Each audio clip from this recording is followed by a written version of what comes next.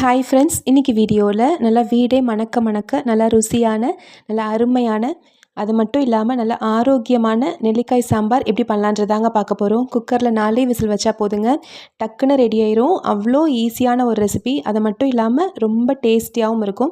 நெல்லிக்காயே பிடிக்காதவங்க கூட விரும்பி சாப்பிடுவாங்க. கண்டிப்பாக ட்ரை பண்ணி பாருங்கள். இப்போ இந்த நெல்லிக்காய் சாம்பார் செய்கிறதுக்கு 1/4 லிட்டர் அளவுடைய கப்பில் ஒரு 1/2 கப் அளவுக்கு துவரம்பருப்பு எடுத்து கழுவி எடுத்து வச்சுக்கலாம். இப்போ ஒரு குக்கர் வச்சுக்கலாங்க. ஸ்டவ்வில் ஒரு 3 டீஸ்பூன் அளவுக்கு எண்ணெய் விட்டுக்கலாம். எண்ணெய் நல்லா சூடானதும் 1/2 டீஸ்பூன் அளவுக்கு கடுகு, இது கூடவே ஒரு 1/4 ஸ்பூன் அளவுக்கு வெந்தயத்தை சேர்த்துக்கோங்க. நல்லா பொரிஞ்சு வரும்போது இது கூட ஒரு பெரிய வெங்காயத்தை மீடியம் சைஸில் கட் பண்ணி போட்டுக்கலாம். இது ஒரு 2 நிமிஷம் வதக்கிக்கோங்க. ஒரு 2 நிமிஷம் வதங்கினதும் ஒரு 2 தக்காளி, மீடியம் சைஸில் இருக்க தக்காளி 2 தக்காளி எடுத்துக்கலாம். இதையும் இதோடவே சேர்த்து வதக்கிக்கோங்க. நெல்லிக்காயிலேயே ஒரு புளிப்புத்தன்மை இருக்கும் அப்படின்றனால இதில் நம்ம எக்ஸ்ட்ராவாக புளி சேர்க்கணுன்ற அவசியம் இல்லை. நெல்லிக்காயோடைய புளிப்பே இந்த சாம்பாரில் அவ்வளோ டேஸ்ட்டாக இருக்கும். சாதாரணமாக குழந்தைங்க நெல்லிக்காய் கொடுத்தா சாப்பிட மாட்டாங்க. ஆனால் நீங்கள் இந்த மாதிரி செஞ்சு கொடுத்து பாருங்கள். குட்டீஸ்லேருந்து பெரியவங்க வரைக்கும் அவ்வளோ விரும்பி சாப்பிடுவாங்க. கொஞ்சமாக தண்ணி விட்டு இதை வதக்கிக்கலாம். இப்போ இதில் ஒரு 1/4 ஸ்பூன் அளவுக்கு மஞ்சள் தூள், 2 டேபிள் ஸ்பூன் அளவுக்கு சாம்பார் பொடி சேர்த்துக்கோங்க. சாதாரணமாக நம்ம வீட்டில் பயன்படுத்துகிற சாம்பார் பொடி எடுத்திருக்கேன். உங்கள்கிட்ட சாம்பார் தூள் இல்லை அப்படின்னா நீங்கள் 1 ஸ்பூன் அளவுக்கு மிளகாய்த்தூள், 2 ஸ்பூன் அளவுக்கு மல்லித்தூள், கொஞ்சமாக சீரகத்தூள் சேர்த்து நல்லா கலந்து விட்டுக்கோங்க. சாம்பார் பொடி இருக்குது அப்படின்னா 2 டேபிள் ஸ்பூன் கரெக்டாக இருக்கும். கொஞ்சமாக கருவேப்பிலையும் சேர்த்து இதோட பச்சை வாசனை போகட்டும். ஒரு 2 நிமிஷம் இது சாம்பார் பொடியை சேர்த்து நல்லா வதக்கிடுங்க. இப்போது ஒரு 6லேருந்து 8 பெரிய நெல்லிக்காய் எடுத்துக்கலாங்க. உங்களுக்கு எத்தனை நெல்லிக்காய் போடணுமோ, எத்தனை பேர் இருக்காங்களோ அதுக்கு தகுந்த மாதிரி நீங்கள் சேர்த்துக்கோங்க. ஒரு 4 பேர் இருக்காங்க அப்படின்னா ஒரு 8 நெல்லிக்காய் எடுத்துக்கலாம். இப்போ இது கூட நம்ம கழுவி எடுத்து வச்சுருக்க துவரம் பருப்பை போட்டுடலாம். இப்போ ஒரு 1.5 ஸ்பூன் அளவுக்கு கல்லுப்பு போட்டுக்கலாம்.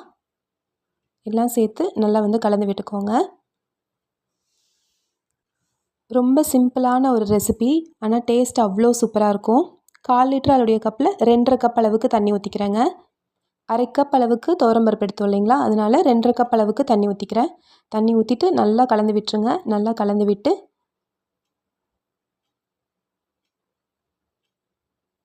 இப்போ நம்ம இது கொதிக்கும் போது குக்கர் மூடி வச்சிடலாம்.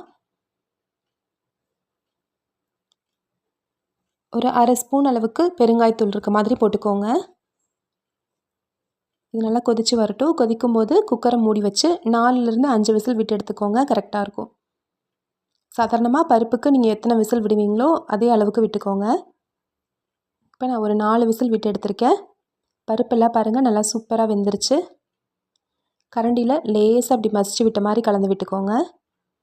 அப்படி திறக்கும் போதே அவ்வளோ மணமாக இருக்கும். அந்த நெல்லிக்காய் எல்லாம் இந்த சாம்பார்லேயே நல்லா வெந்தனால அதுக்குள்ளாரையே அவ்வளோ டேஸ்ட் இருக்கும். ஸ்டவ் ஆன் பண்ணி லேசாக கொதிக்க விட்டு கடைசியாக கொஞ்சமாக பொடியாக நறுக்கின கொத்தமல்லி தழை தூவி 1/2 ஸ்பூன் அளவுக்கு மட்டும் வெல்லத்தை சேர்த்துக்கோங்க. சேர்த்துட்டு நல்லா கலந்து விட்டு ஒரு கொதி வந்ததும் ஸ்டவ் ஆஃப் பண்ணிடலாம். நல்லா ருசியான ஆரோக்கியமான சுவையான நெல்லிக்காய் சாம்பார் ரெடி ஆயிடுச்சுங்க. கண்டிப்பாக இதே அளவுகளில் இதே மாதிரி நீங்கள் ட்ரை பண்ணி பார்த்துட்டு எப்படி வந்துச்சுன்னு சொல்லுங்கள். எல்லாருமே கண்டிப்பாக விரும்பி சாப்பிடுவீங்க. ஒரு தடவை செஞ்சீங்க அப்படின்னா அடிக்கடி இந்த நெல்லிக்காய் சாம்பார் நீங்களே செய்வீங்க. அந்தளவுக்கு நல்லா டேஸ்ட்டாக இருக்கும். நல்லா சூடாக சாதம் வச்சு இந்த நெல்லிக்காயோடு சேர்த்து இந்த சாம்பாரை சர்வ் பண்ணி நெல்லிக்காயோடு சேர்த்து சாப்பிடும்போது ஒவ்வொரு வாய்க்கும் நெல்லிக்காயில் இருக்க ஒவ்வொரு பீஸ் நம்ம நெல்லிக்காய் தொடும்போதே அவ்வளோ சாஃப்டாக வெந்திருக்கும். சாதத்தில் இந்த மாதிரி நெல்லிக்காய் இருக்க மாதிரி சாம்பார் போட்டுக்கோங்க. கொஞ்சம் சாம்பார் அதிகமாகவே ஊற்றி நீங்கள் பிசைஞ்சு சாப்பிடும்போது அந்த நெல்லிக்காயை தொட்டாலே அப்படியே அவ்வளோ சாஃப்டாக வெந்திருக்கும்.